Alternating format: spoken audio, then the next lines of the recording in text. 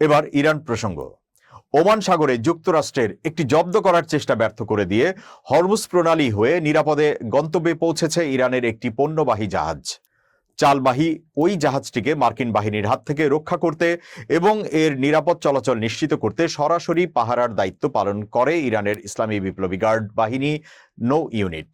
দেশটির রাষ্ট্রীয় সংবাদ মাধ্যম ও আধা সরকারি সংবাদ সংস্থা ফার্স্ট নিউজ এই তথ্য নিশ্চিত করেছে। আইআরজিসির পক্ষ থেকে জানানো হয়েছে, মার্কিন নৌবাহিনী ওমান সাগরে জাহাজটিকে বাধা দেওয়ার এবং সেটি নিজেদের নিয়ন্ত্রণে নেওয়ার চেষ্টা করেছিল, তবে ইরানি বাহিনীর সময়োচিত হস্তক্ষেপ ও বিশেষ নিরাপত্তার কারণে সেই প্রচেষ্টা ব্যর্থ হয়। চালবাহী ওই জাহাজটি বর্তমানে অবরোধের মুখে থাকা হরমুজ প্রণালী অতিক্রম করে নির্ধারিত বন্দরে নোঙর করেছে। আন্তর্জাতিক সংবাদ মাধ্যমগুলো এই ঘটনাকে আঞ্চলিক জলসীমায় চলমান উত্তেজনার একটি অংশ হিসেবে বর্ণনা করেছে। এর আগে মার্কিন প্রেসিডেন্ট ডোনাল্ড ট্রাম্প ইরান অভিমুখে সমুদ্রপথে পণ্য পরিবহনে অবরোধের ডাক দেন। যুক্তরাষ্ট্রের সেন্ট্রাল কমান্ড সেন্টকম জানিয়েছে, মধ্যপ্রাচ্য ও ভারত মহাসাগরীয় অঞ্চলে তাদের সামরিক উপস্থিতি উল্লেখযোগ্যভাবে বৃদ্ধি করা হয়েছে। বর্তমানে এই অঞ্চলে দুটি বিমানবাহী রণতরী সহ যুক্তরাষ্ট্রের অন্তত 26টি যুদ্ধজাহাজ অবস্থান করছে।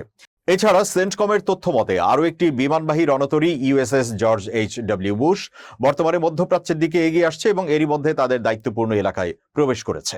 উভয় দেশের মধ্যে বিরাজমান এই অস্থির পরিস্থিতির মধ্যে আইআরজিসির এই পদক্ষেপকে নিজেদের সমুদ্র সীমা ও বাণিজ্যিক স্বার্থ রক্ষার কঠোর বার্তা হিসেবে দেখা হচ্ছে। উল্লেখ্য যে 13 এপ্রিল থেকে শুরু হওয়া এই অবরোধ পরিস্থিতির কারণে মধ্যপ্রাচ্যের গুরুত্বপূর্ণ সমুদ্র পথগুলোতে যুদ্ধজাহাজের উপস্থিতি এবং মুখোমুখি অবস্থানের ঘটনা ক্রমেই বাড়ছে।